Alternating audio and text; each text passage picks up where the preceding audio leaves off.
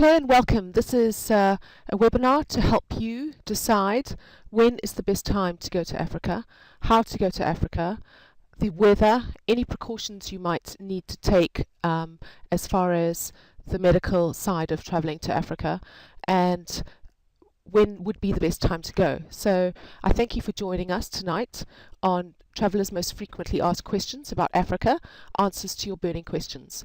My name is Sandy Sale and I am the president of Hills of Africa Travel. We are a boutique agency in North Carolina and we are here to help you live the magic of Africa.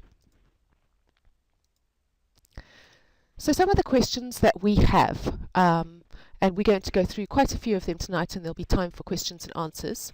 One of them is, do I have to rough it in the African bush?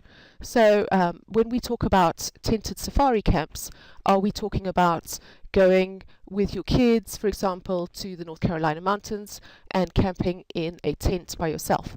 So no, not exactly. Africa does have tented camps. However, they are very luxurious. They're more luxurious than my home, actually, and they're gorgeous. You get 2 beds. If you are a honeymoon couple, then of course you get a king bed, and you've got all the luxurious amenities as well as an outside area for you to sit on and watch the game. They are different accommodation styles, so it's really dependent on what you would like to do whilst you're in Africa. So in the cities, we mostly use the hotels. We use 5-star, 6-star hotels. Some of them include Cape Grace, the Table Bay Hotel in Cape Town. In Johannesburg, for example, we use the Saxon and the Westcliff. We also use boutique-style hotels, so they are smaller and more intimate. They generally have 6 to 8 rooms only, and those, for example, in Cape Town are located on the Table Mountain side, overlooking the harbour, and are a fair distance, a 10-minute drive from the waterfront. But gorgeous, you get very well looked after, you still get your bed and breakfast and a lovely, lovely room. We often, in order to save money for our clients so that they could spend more on the safari portion, often use a boutique hotel in one of the cities. As far as safari goes, you have a choice of lodges and tented camps. So in Botswana, they only have tented camps. Some of the properties in Zimbabwe have a mixture of a lodge style or a tented camp. So you could have my assistant Amy always says lodges are more floors and doors. So there's a floor and a proper door, a lockable door, and the walls. Whereas the tented camps still have your floors and doors, but the sides of the tent are canvas style. They're done in a way that has a bolster around the bottom, so you don't get any of the bugs and insects coming into your room, and it's very safe, gorgeous, as I said before. So in Tanzania, for example, you could do a driving safari where you go to Ngorongoro Crater and you could stay in a lodge, in Ngorongoro Crater Lodge, which has your own chalets, and then you could go to the Serengeti and stay in a tented camp, which allows you to be on a mobile-based camp where you actually move with the migration. You can also do lodges in the Serengeti area. You can also have your own villa, so you could have like a 2-bedroom suite with a sitting room and your own private plunge pool. And we use a lot of villas in, if you've got a family, for example, 10 people traveling together, you could stay at a villa on safari, but also a lot of our honeymoon clients want to stay in villas in, for example, Mozambique, where they would stay in their own villa, and it has either a 2-bedroom suite or a 1-bedroom suite with its own private sitting room and then your own plunge pool, and you walk right out onto the beach. So just to give you an idea of the types of accommodation, the one on the left top left is actually a tented camp in Wangi National Park in Zimbabwe. And here, this is the honeymoon suite with the bath outside.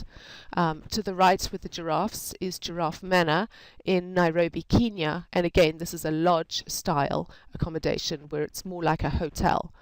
And then on the bottom left is Old Donya, which is chalets. So you get your own bedroom, and then there's a little suite on the side where you can sit, and then a separate bathroom.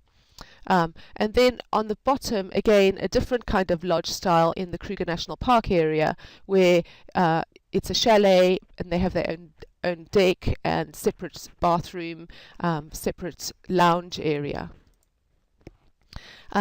On the top left is Singita Pamshana, one of the best hotels in the world, and again, a lodge style.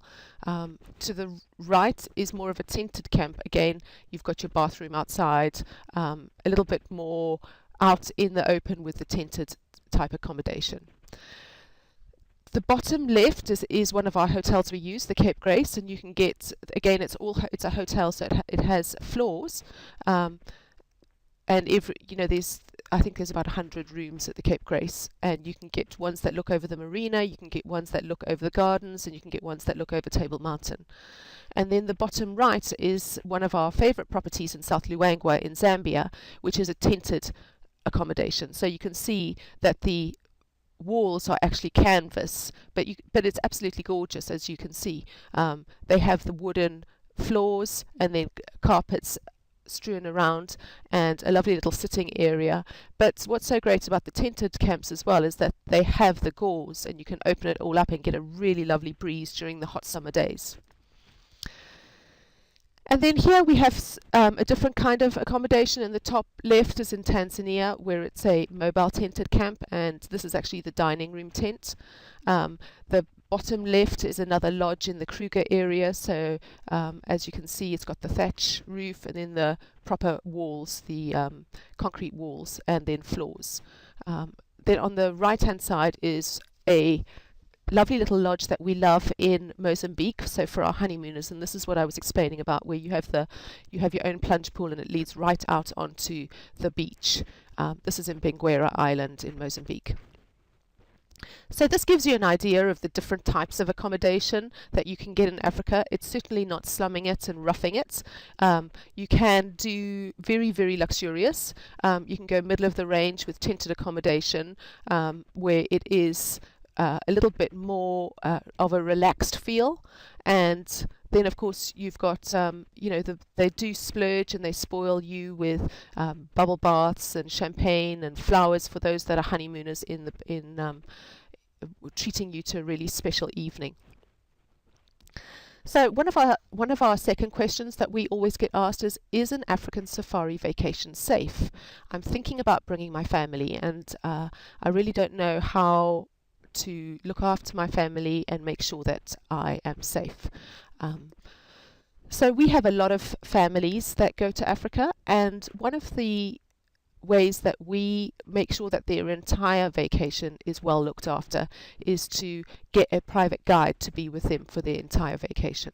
So you could, that's one way of keeping safe. We have the guide meet them on arrival in Africa. In the top left, we had a family that went to Tanzania in December, and they had their private guide meet them at Kilimanjaro airport, and then he was with them throughout their entire vacation. They were in Tanzania for about 10 days.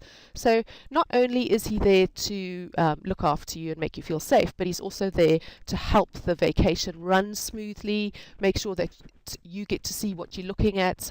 One of the girls really loved leopards, so during the time that he was with them, he made a point of finding leopards, and then another one really loved rivers. So really it's about finding your interests, and the guide is there to make sure that your dreams come true. We only use properties and guides and charter companies that have been in operation a long time, have a very good track record, and of course you could be going to Johannesburg, which we all know is going through has had reports of all sorts of accidents happening. However, when you have a guide, you are in the knowledge that you're going to the right area. If you're going to be doing it on your own, then there is of course the possibility that something could happen. But we always use guides, and we have our own guide in Johannesburg who's there to make sure that you're safe and have a good time. So she is not going to lead you down back streets and take you to places that you shouldn't be going. The same thing with a safari guide. When you're on safari, the guides are very careful of making sure that if you have younger children, that they don't go out on a walk where it's inappropriate, where there's lots of elephant or buffalo around. They are there to make sure that you are safe and well looked after. So how much can you expect to pay for a typical African safari vacation? Well, of course, it depends on how luxurious you want to go and where you want to stay. Also, it depends on the time of year that you want to go. For example, if you're going to Southern Africa and you want to go at the very, very best game viewing season, which is June through October, then you're going to pay the higher prices. Also, airfare is important to note that airfare can get expensive. We generally try and tell people to budget on about $2,000 per person for air. Just going back to the land portion of your itinerary, you have to decide whether you wanted to go in a group tour, which is sold on the number of people that go on that tour. So if you are wanting to go to Tanzania, for example, and you've decided that you want to do a group tour, you're obviously going to be paying less than you would if you wanted to go on a private. You need to decide whether you want to be in a crowded environment with a lot of other people, whereas do you want to go on a more personalized trip where everything is tailored to your desires. So that is one way of figuring out what kind of budget you will be paying. You're obviously going to be paying more for the personalized itinerary than you are going to be paying for the group tours. We mentioned this before, but do you want to stay in budget style accommodation where you are getting your room and your breakfast included, or do you want to stay in one of the more luxurious high-end properties, also considering that some of these high-end properties have some of the best guides in the world? So when you're talking about price, always remember that some of the properties that do charge a lot of money obviously have very good guides, and you're guaranteed to see very good game viewing. So do you want to stay in budget style accommodation, or do you want to stay in a more high-end property? When it comes to medical advice, we always tell our clients to go and see Passport Health or go and see your doctor to get their opinion. But if you're going to Southern Africa, really unless you're going to Zambia and going back into South Africa, you don't need to have yellow fever. Malaria is very important to have if you're going to a malaria area. If you are traveling with a family and you don't want to go and take malaria tablets, then I would advise that you consider going to a safari destination that is malaria free. So a good idea is to make sure that you speak to your Passport Health or your family physician to get advice. There are all sorts of recommendations from the Center for Disease Control about getting all of your shots up to date, having hepatitis A, hepatitis B, but the best person to give you advice is your family physician. We have a lovely client who is from San Diego, and she does not like the water and how the vegetables are rinsed in Africa. She is very particular about what kind of food she eats. So one of the questions we keep getting asked is, what is the food like and what is the water like in Africa? So a lot of the properties actually have bottled water, or they're moving to a reverse osmosis system where they are filtering their own water, making it safe for you to drink, and they'll provide you with water bottles that you can fill up. So my advice is always, if you are worried about the water and drinking the tap water, then ask for their bottled waters, or ask for a bottle that you can keep refilling from the water fountains that they have. But the vegetables and the food is very delicious. we're in a time right now where we have a lot of allergies. In fact, my son is gluten-free and he has quite bad asthma, so we've moved him to a gluten-free diet. And we took the kids back to Africa last year. We stayed in tented accommodations on safari. We stayed in a hotel in Victoria Falls. We were actually in Harare as well. We were in 2 different camps on safari, and everything was perfect. They made gluten-free breads. They served gluten-free toast in the morning for him. So long as you can prepare yourself and tell the properties your specific dietary needs, then you're going to have the most beautiful and delicious food. A lot of it is home cooked, especially when you're on safari, because they have a small kitchen. You can often find that the breakfasts in the morning are cooked over the fire, but they're delicious. You get oatmeal as your starter. You can get cereals, you can get milk to go with it. Again, my son is gluten and dairy free, so they provided us with rice milk. Just make sure that you prepare your accommodations so that they can look after you in the best way possible. But we had the most delicious food throughout. In the hotels, you're going to get lots of fruit and vegetables. For breakfast, you're going to get your omelettes and your eggs any way that you want. It's a lot more buffet style for breakfast, but you can also have the a la carte menus.